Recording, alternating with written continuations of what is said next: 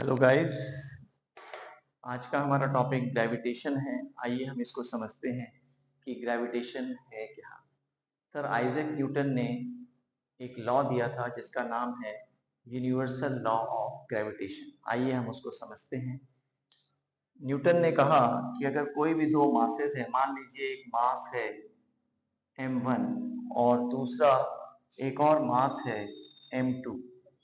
दो बॉडीज हैं, एक बॉडी A है और दूसरी बॉडी B है, और A का मास m1 है और B का मास m2 है, और अगर उनके सेंटर्स के बीच का डिस्टेंस r है तो ये जो दोनों मासेस हैं m1 और m2 वो एक दूसरे को अपनी ओर आकर्षित करती हैं एक फोर्स के जरिए, जिसको हम कैलकुलेट करते हैं यूनिवर्सल लॉ ऑफ ग्रेविटेशन की हेल्प से। तो ये यूनिवर्सल लॉ ऑफ ग्रेविटेशन क्या कहता है?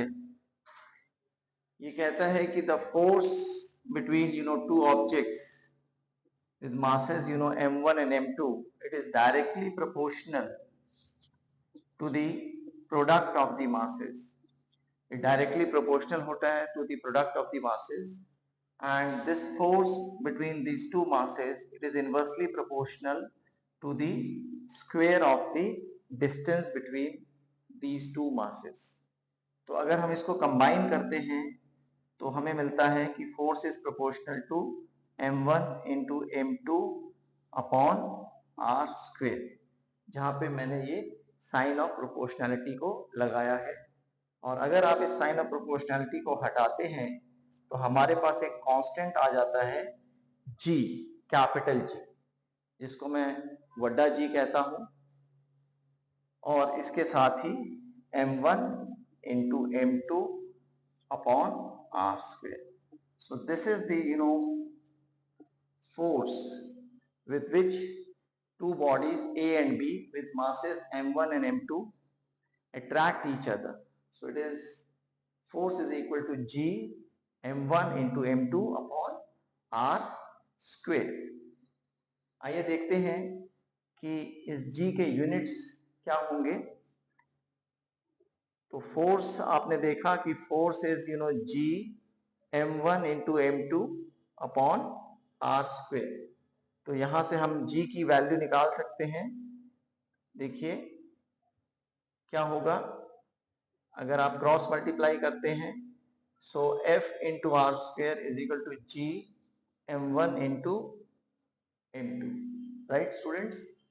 तो अभी हमें G की वैल्यू कैलकुलेट करनी है, तो हम क्या करेंगे, हम ये m1 और m2 जो है इसको आप लेफ्ट हैंड साइड में ले आइए। So this is the value of G, और अगर आप इसको एक्सपेरिमेंट से कैलकुलेट करेंगे सो वैल्यू G की वैल्यू आती है 6.67 इंटू 10 टू द पावर -11। ये ग्रेविटेशनल कांस्टेंट हम इसको कहते हैं। This is known as the gravitational constant, जिसको मैं वड्डा जी भी कहता हूं। तो क्या आप मुझे इसकी यूनिट बता सकते हैं? बहुत ही सिंपल है। देखिए फोर्स की यूनिट न्यूटन है, डिस्टेंस की यूनिट मीटर है, और मास की यूनिट जो है वो किलोग्राम में है। तो जी की यूनिट हो जाएगी न्यूटन मीटर स्क्वेयर पर KG square. This is known as the universal gravitational constant, and this law given by Newton is called as the universal law of gravitation.